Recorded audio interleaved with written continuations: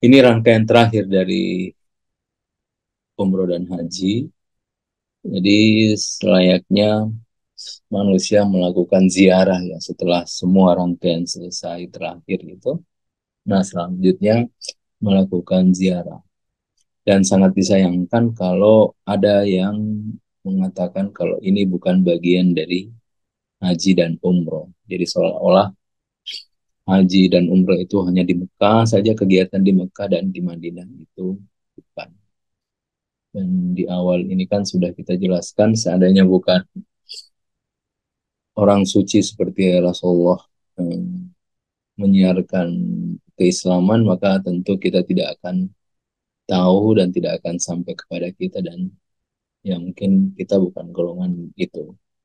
Makanya perlu untuk berziarah kepada manusia suci seperti Rasulullah.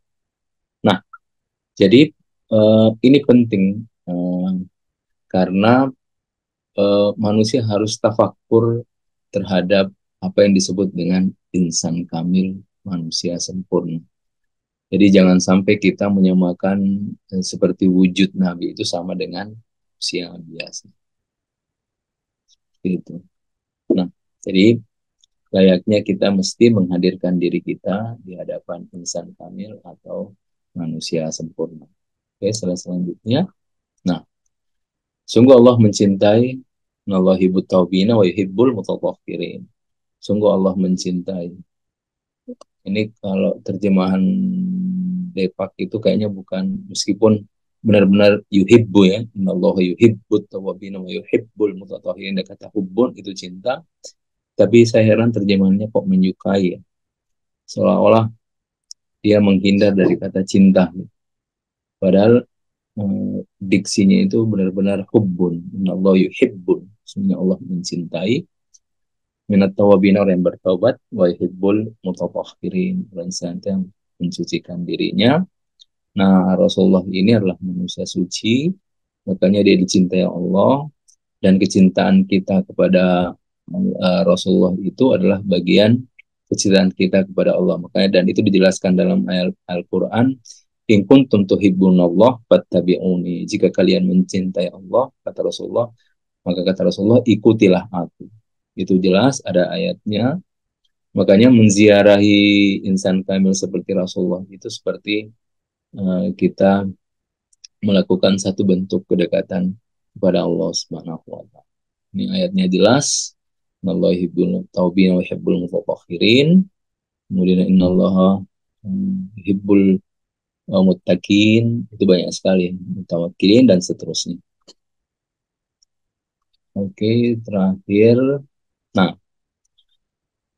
eh, kalau kita tahu Rasulullah, kita pasti tahu cara beradab di hadapan Rasulullah. Sebagaimana Quran menjelaskan dengan baik, kalau tiba di rumah Rasulullah, ucapkan salam dan jangan keraskan suara. Pada ayat Al-Qur'annya. Orang yang tidak tahu hakikat Nabi, cenderung dia mengabaikan adab ya. Saking mengabaikannya seolah-olah mengunjungi Rasulullah itu ketika umroh dan haji itu bukan bagian dari kewajiban. Seperti itu. Itu berarti dia tidak mengetahui hakikat Rasulullah SAW.